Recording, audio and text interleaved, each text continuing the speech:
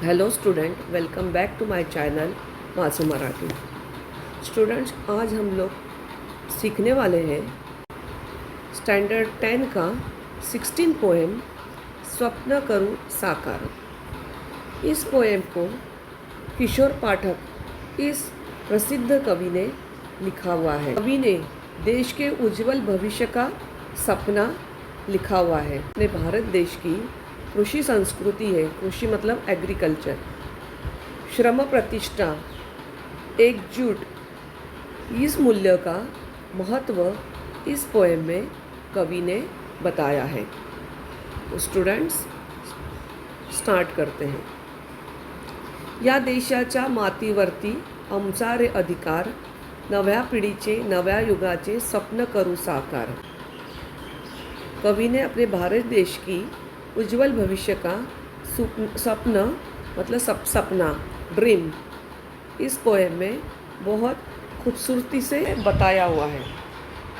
कवि कहते हैं कि इस देश की मिट्टी, यहाँ की संस्कृति, कल्चर, परंपरा, ट्रेडिशन हम भारतीयों की ही है। उस पे सिर्फ हमारा ही अधिकार है। भारत एक कृषि प्रधान देश है, मतलब यहाँ पे खेती बाड़ी, एग्रीकल्चर बहुत होता है। शेतकरी जो है, फार्मर जो है, यहाँ का भूमिपुत्र है। भूमिपुत्र मतलब मिट्टी का बेटा है।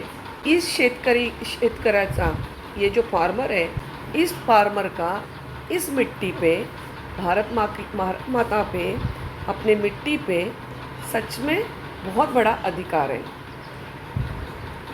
काली माटी को चीर के उसके अंदर प्लाउंग करके धन धान्य की वो निर्मित करता है, फसल उगाता है, धरती को सुजलाम और सुफलाम करता है। और ये फार्मर का कर्तव्य है। उसके लिए वो ज़िंदगी भर कष्ट करता है और कष्ट से ही कृषि संस्कृति बन जाती है। इस संस्कृति के वजह से नई पीढ़ी, नया युग का सपना साकार होता है। इसलिए कवि कहते हैं कि यहाँ की जो संस्कृति है, कल्चर जो है, यहाँ का जो परंपरा है, ट्रेडिशन जो है, उसका हमें जतन करके नव्या पिढीचे, नया जनरेशन का, नए युग का सपना साकार करना चाहिए। फुला फुलातून हसतो श्रावण, मातीचे हो मंगल तनमन, चैतन्याचे फिरे सुदर्शन, शेतामधून पिकू मोती, धन है परंपार। इस कविता में कृषि संस्कृति का महत्व बताया गया है। शेतकरी के कष्ट से ही, फार्मर के मेहनत से ही, शेतकरी के कष्ट से ही श्रावण हंसता है। श्रावण एक मराठी महीना है। श्रावण महीने में सारी धरती और उसके बच्चे खूबसूरत और आनंदी दिखते हैं। श्रावण महीने में कभी धूप तो कभी बारिश का खेल चलता है। धरती माता हरियाली से, पान और पत्तों से, पान मतलब पत्तों से, फूलों से सजी हुई रहती है। शेतकरी के मेहनत से, कष्ट से यहाँ की मिट्टी मतलब यहाँ के खेत धन धान्य से डोलते रहते हैं, फसल बड़ी होती है। धरती की ये खूबसूरती देख के हम सब लोग आनंदित होते हैं। चैतन्यमय प्रसन्न वातावरण हर जगह निर्माण होता है। प्लीजेंट, पीसफुल वातावरण सर्वत्र, सब जगह पे निर्माण होता है। जिस तरह से सुदर्शन चक्र घूमता है तो दुख और अड़चनी मतलब मुसीबतों का नाश होता है और सब जगह आनंद पसरता है। सुदर्शन चक्र जो भगवान श्री कृष्ण के हाथ में है, उनकी मेहनत के वजह से ही फार्मर के मेहनत के वजह से खेतों में धान्य रूपी मोतियों का, धान्य मतलब अनाज रूपी मोतियों का, मोती मतलब पर्ल्स का सुदर्शन हमें मिलता है। उसके साथ ही मेहनत करके हम लोग खेत में से, मिट्टी में से मोती मतलब अनाज हमें मिलता है। या हातानी यंत्र डोलते, श्रमशक्तीचे मंत्र बोलते, उद्योगाचे चक्र चालते, आभाळावर उत्क्रांतीचा घुमूया ललकार। भारत एक कृषि प्रधान देश है, लेकिन यहाँ पे उद्योग धंधा मतलब फैक्ट्रीज़, इंडस्ट्रीज़ भी बहुत है। देश के बहुत लोग मशीनरी के मदद से काम करते हैं और इंडस्ट्रियल एरिया में, फैक्ट्रीज़ में अपने मगन रहते हैं। जिस तरह से शेतकरी फार्मर खेती में शारीरिक कष्ट करता है, उसी तरह से कामगार मतलब वर्कर यंत्र मतलब मशीनरी पे काम करते हैं और उनके काम के वजह से यंत्र मतलब मशीन डुलती है, मतलब यंत्र चलता है और प्रगति की चाकें घूमती रहती है और प्रगति मतलब प्रॉस्पेरिटी, तरक्की होती रहती है। इस यंत्र में से, इस मशीन में से जो आवाज़ निकलती है वो कवि को ऐसी लगती है जैसे यह आवाज़ नहीं तो श्रम शक्ति का मंत्र है। कवि कहते हैं कि हमें श्रम शक्ति का मंत्र, श्रम मतलब मेहनत, शक्ति मतलब पावर। कवि कहते हैं हम सबको श्रम शक्ति का मंत्र हमेशा जपना चाहिए और मतलब कष्ट करते रहने चाहिए, मेहनत करते रहना चाहिए, अपने देश के प्रगति में मदद करनी चाहिए। अगर इस उद्योग का, इंडस्ट्री, फैक्ट्रीज़ का, टेक्नोलॉजी का चक्र सदैव चलना ही चाहिए, सदैव मतलब हमेशा चलना ही चाहिए।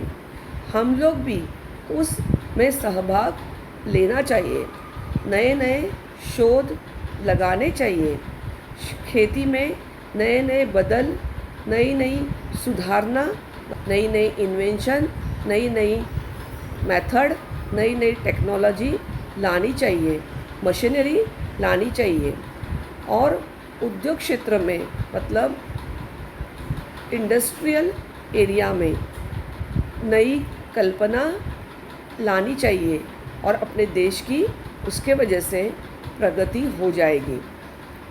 उसी तरह नव्या उत्क्रांतीचा मतलब नए बदलों का, चेंजेस का, नए शोधों का मतलब नई चीज़ों का खोजना, नया संकल्पनाचा, संकल्प मतलब नए आइडियाज़ का हमें आसमान में ललकार घुमाना चाहिए। मतलब पूरे दुनिया में नया चीज़ों का जय जयकार करना चाहिए। पूरी दुनिया भर में नए शोध, नवी संकल्पना हम लोग अपने मेहनत से पहुंचानी चाहिए। पूरी दुनिया में नए शोध, नए विचार, नई आइडियाज़ अपनी मेहनत से पहुंचानी चाहिए। हजार आम्ही एकी बळकट, सर्वांचे हो एकच मनगट, शक्तीची ही झडते नौबत, घराघरातून जन्म घेतेस तेज नवा अवतार। कवि ने भविष्य के लिए एकजुट रहने का मंत्र बताया है। एकजुट मतलब यूनिटी से रहना। यूनिटी में कितनी पावर है ये बताते हुए कवि कहता है कि हमारे देश में अलग विविधता है, डाइवर्सिटी है। हमारे देश में भाषा, धर्म, सन मतलब फेस्टिवल, खाना पीना, पहराव मतलब क्लोथिंग अलग अलग है, उसमें डाइवर्सिटी है, लेकिन फिर भी हम लोग एक हैं। हमारे अंदर एकता थोड़ी भी कम नहीं हुई है। हम भारतीय लोग देश के अलग अलग प्रांत में रहते हैं, मतलब स्टेट में अलग अलग भाषा बोलते हैं, अलग अलग कपड़े पहनते हैं, लेकिन फिर भी हम लोग एकजुट होकर कोई भी काम करते हैं। और इस वजह से हमारे जो मनगट है, मनगट मतलब हमारा जो रिस्ट है, वो बलशाली और शक्तिशाली है। मतलब एकजुट से काम करने के वजह से कठिन प्रसंगों पे, डिफ़िकल्ट सिचुएशन में हम लोग जीतते हैं, कठिन प्रसंगों को मात करते हैं और आगे बढ़ते हैं, और आगे भी चल के हम यही करेंगे। इस यूनिटी की वजह से, इस एकी के वजह से और उसकी शक्ति के वजह से देश की प्रगति होती है। शत्रु डर जाता है, हमारा शक्ति प्रदर्शन देख के, हमारी यूनिटी देख के शत्रु भी डर जाता है, और लोगों के अंदर एकात्मता मतलब यूनिटी की भावना पैदा होती है। और ये सब इस शक्ति के वजह से पॉसिबल है, यूनिटी के वजह से पॉसिबल है। यहाँ पे पैदा होने वाला हर एक बच्चा तेजस्वी है और बलवान है। देश का रक्षण करने के लिए, नए काम करने के लिए घर घर में से नई पीढ़ी जन्म लेती है, पैदा होती है, और अपने शक्ति से और अपने काम से विजय का जो अवतार है सारे जग में खड़ा हो जाता है। अपने शक्ति से और अपने काम से पूरे जग में हम लोग विजयी होते हैं। इसका मतलब है कि सामर्थ्यशाली बालके मतलब बलवान बालके मतलब बच्चे जन्म लेते हैं, देश का भविष्य उज्जवल करते हैं। इसका मतलब है बलवान बच्चे जन्म लेंगे, देश का भविष्य नक्कीच मतलब पक्का उज्जवल करेंगे। ऐसा एक आशावाद, ऐसा एक होप कवि यहाँ पे लिखते हैं। या विश्वाची विभव संपदा जपू वाढवू आम्ही एक लाखदा, हस्तशुभंकर हवा एकदा, भविष्य उज्ज्वल या देशाचे करूया जय जयकार। हमारे भारत देश को हजारों साल का इतिहास है। इतिहास मतलब हिस्ट्री है। हमारी संस्कृति बहुत प्राचीन है, एंशियंट है, उच्च है, बहुत बड़ी है। कृषि संस्कृति, श्रम प्रतिष्ठा और एकजुट जो हमारे अंदर है, उससे हम पूरी दुनिया में मान का स्थान मतलब एक हॉनरेबल प्लेस बना के रखे हैं। हमारे देश की वैभवशाली संपदा हमें दिल से जपना चाहिए, उसका रक्षण करना चाहिए और उसके अंदर और भर डालनी चाहिए। उसके लिए कृषि संस्कृति, श्रम प्रतिष्ठा और एकजुट के ये जो मूल्य हैं, प्रिंसिपल है, इन्हें हमें सच में दिल से जपना चाहिए, जतन करना चाहिए। इन मूल्यों का, इन प्रिंसिपल्स का आदर करना चाहिए। और हमारे देश की जो वैभवशाली मतलब प्रॉस्पेरिटी संपदा जो है, वो संपदा संभालने वाले कल्याणकारी हाथ हमें चाहिए, ऐसे कवि कहते हैं। उस वजह से हमारे देश का भविष्य उज्जवल होगा और हमारा देश का नाम सब जगह पे फैल जाएगा। हमारे देश में नई पीढ़ी का, नई जनरेशन का आगमन हो रहा है, एंट्री हो रही है। नया युग चालू है, नई कल्पना, नए सपने हैं। हमारे देश में माटी में से मोती पिकता है, मतलब बहुत सारा अनाज पैदा होता है। माटी की जो क्वालिटी है उसे सुधारना चाहिए।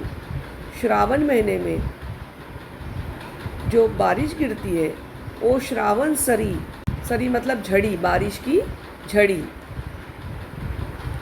बारिश की झड़ी के वजह से हंसने वाले, फूलने वाले फूलों को और बच्चों को देखना है। औद्योगिक मतलब इंडस्ट्रियल प्रगति करनी है। एकजुट होके देश का संपदा संभालनी है। नई पीढ़ी को श्रम शक्ति का, यंत्र का मंत्र देना है। देश के लिए जो लड़ रहे हैं, मेहनत कर रहे, वो कल्याणकारी हाथ तैयार करने हैं। देश का नाम पूरे दुनिया में रोशन करना है।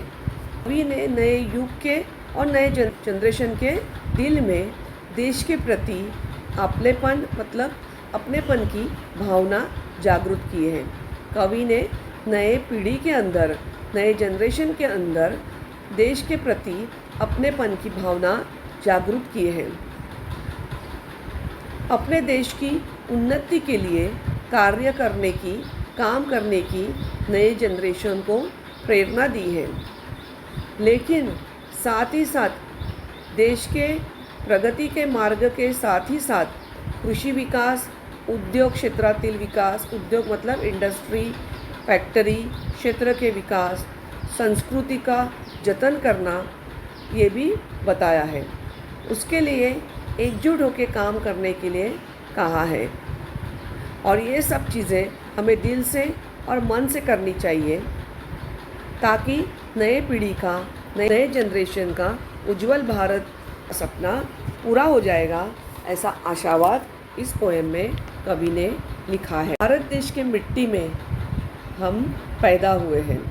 ये देश हमारा है। नए पीढ़ी को, नए युग को देश के प्रगति का विचार करना चाहिए। देश को प्रगति पथ पे ले जाने का सपना देखना चाहिए और वो सपना पूरा करने के लिए एकता ने, यूनिटी से, यूनाइट होके जीत से कोशिश करनी चाहिए। अपने श्रम से मिट्टी में से मोतियों को निकालना चाहिए। इंडस्ट्रियल जग में क्रांति करनी चाहिए। एकजुट होके देश के भविष्य के लिए, भविष्य को उज्जवल करने के लिए मेहनत करनी चाहिए। देश की जनता एक हो गई तो मनगढ़ में, मनगढ़ मतलब रिष्ट में बढ़कटी आए, रिष्ट मजबूत बन जाएगा, मतलब देश मजबूत बन जाएगा, समाज मजबूत बन जाएगा और प्रगति पॉसिबल होगी। हम सबकी शक्ति को हमें खेती और उद्योग में, उद्योग क्षेत्र में क्रांति करनी चाहिए। हम सबकी शक्ति से खेती, एग्रीकल्चर और उद्योग, इंडस्ट्रियल एरिया में, क्षेत्र में उत्क्रांति होनी चाहिए। इस मिट्टी पे हम सबका अधिकार है। हम सबको मिलके नए युग का सपना देखना चाहिए, साकार करना चाहिए। भारत की संस्कृति और परंपरा बहुत बड़ी है। उसकी जोपासना करनी चाहिए, उसकी संरक्षण करना चाहिए। ये सब एकजुट होके ही पॉसिबल है। सारे विश्व में एकजुट भारत का जय जयकार उसके वजह से ही होगा। एकजुट का सामर्थ्य नए पीढ़ी के अंदर पैदा करने का काम कवि ने किया है। कोई भी काम अकेले हम लोग नहीं कर सकते।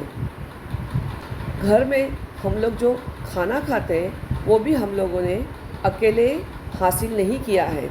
उसके पीछे शेतकरी की मेहनत है, फार्मर की मेहनत है।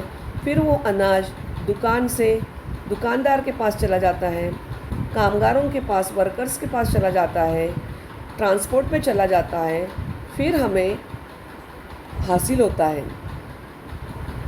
उसी तरह देश के उज्जवल भविष्य के लिए हमें भी एकजुट होके काम करना चाहिए। यहाँ पैदा होने वाला हर एक बच्चा तेजस्वी और बलवान है। देश की रक्षण करने के लिए, नए काम के लिए घर घर से नई पीढ़ी जन्म लेगी। अपने शक्ति से, अपने काम से सारी दुनिया के सामने विजयी होगी। अमृतशाली बच्चे पैदा होने से देश के भविष्य की उज्जवल प्रगति होगी।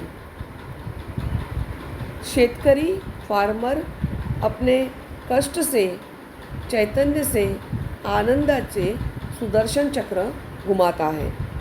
उसकी मेहनत की वजह से खेती में से फसल फसल के रूप में मोतियों का सुदर्शन घूमता है।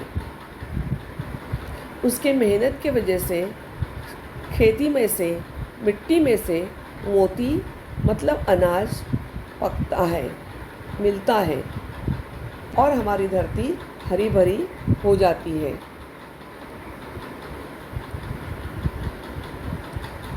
इस देश की मिट्टी, संस्कृति और परंपरा हम भारतीयों की है। हमारा ही उस पर अकेले का हक है। भारत एक कृषि प्रधान देश है। काली मिट्टी के पेट से फसल पैदा होती है और धरती सुजलाम और सुफलाम होती है, हरी भरी होती है। उसके लिए जो आयुष्य भर जिंदगी भर कष्ट करता है और उसी कष्ट से कृषि संस्कृति निर्माण होती है और उसके लिए वो जिंदगी भर कष्ट करता है और इस कष्ट से कृषि संस्कृति निर्माण होती है और इसी कृषि संस्कृति के वजह से नई पीढ़ी का, नए युग का सपना साकार होता है। तो स्टूडेंट, मेरा ये एक्सप्लेनेशन यही ख़त्म होता है। आपको मेरा ये एक्सप्लेनेशन कैसे लगा? आप मेरे वीडियो को लाइक, शेयर और सब्सक्राइब ज़रूर करें। Thank you.